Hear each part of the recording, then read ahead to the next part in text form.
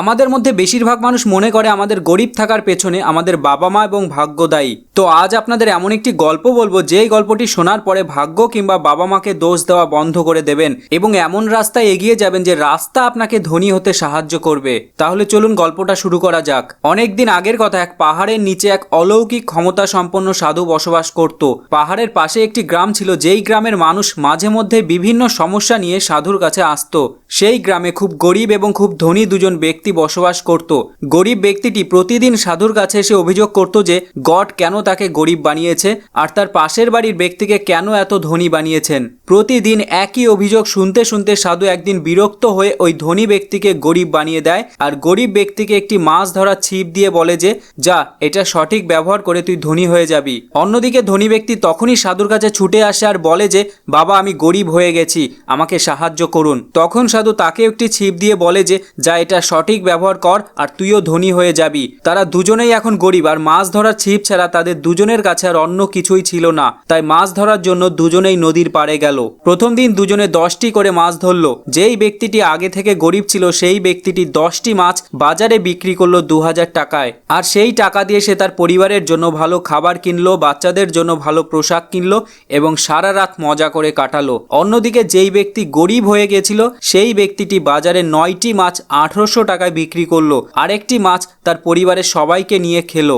যদিও এটা করার কারণে তার পরিবারকে খিদে পেটে থাকতে হয়েছিল, তারপরেও তিনি এটা করেছিলেন। তো পরের দিন তিনি 1000 টাকা দিয়ে আরও একটি ছিপ কিনলেন আর 500 টাকা দিয়ে মাছ ধরার জন্য অন্য একজন লোক রাখলেন আর 300 টাকা জমিয়ে রাখে সে নিজের প্রয়োজনের জন্য।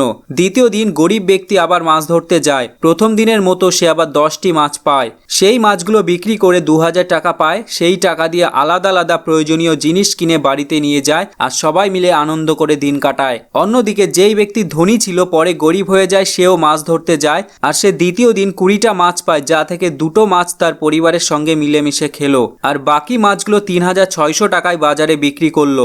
যেখান থেকে 2000 টাকা দিয়ে আরও 2টো ছিপ কিনলো এবং 500 টাকা করে 3টে লোককে কাজে নিলেন। এরপরেও তার কাছে 100 টাকা বেঁচে ছিল, যেই টাকা তিনি জমিয়ে রাখলেন। ওই গরিব ব্যক্তিটি পরের দিন আবার 10টি মাছ পেল, তা বিক্রি করে আবার 2000 টাকা পেল, যা দিয়ে তিনি যে কোনো প্রয়োজনে খরচ করলেন। অপরদিকে ধনী থেকে গরিব হওয়া ব্যক্তিটি সন্ধ্যা হওয়ার আগেই 4টি ছিপ দিয়ে 40টা মাছ পেল, যা থেকে 4টি মাছ তার পরিবারের জন্য রাখলো আর তা দিয়ে তারা পেট ভরে ভাত খেলো। বাকি 36টি মাছ সে বাজারে বিক্রি করে 7200 টাকা পেল, যা থেকে 3000 টাকা দিয়ে আরও 3টে ছিপ কিনলো। এখন তার কাছে 7টা ছিপ আছে আর 4600 টাকা জমা ছিল, যা থেকে 3500 টাকা দিয়ে 7 জন মানুষকে সে কাজে রাখলো আর তিনি কাজ না করে তাদের কাজের দেখাশোনা করতে লাগলো। তো ওই দিন সন্ধ্যা হওয়ার আগেই 70টি মাছ পেল, যা থেকে 4টি মাছ তার নিজের জন্য রেখে বাকি 66টি মাছ 13200 টাকায় বিক্রি করলো। তার কাছে আগে আরো 1000 টাকা ছিল, এখন তার কাছে 14300 টাকা সেভিংস আছে আর তার কাছে ছিল 7টা ছিপ এবং কাজ করানোর জন্য একটা টিম। আর তার পাশাপাশি সে কোনো প্রকার কাজ না করেই টাকা আয় করছিল।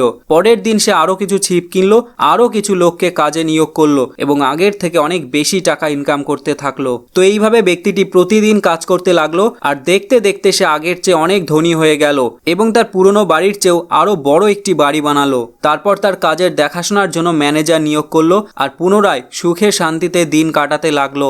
অন্যদিকে এসে গরিব ব্যক্তি ওই ব্যক্তিকে বড়লোক হতে দেখে পুনরায় সাধুর কাছে গিয়ে অভিযোগ করতে লাগলো তার কপালটাই খারাপ, তা না হলে সেই ব্যক্তি ধনী হয়ে গেছে আর সে কেন পারছে না। যাই হোক, গল্পটা থেকে আপনারা কি শিখলেন কমেন্টে জানান। Thank you so much.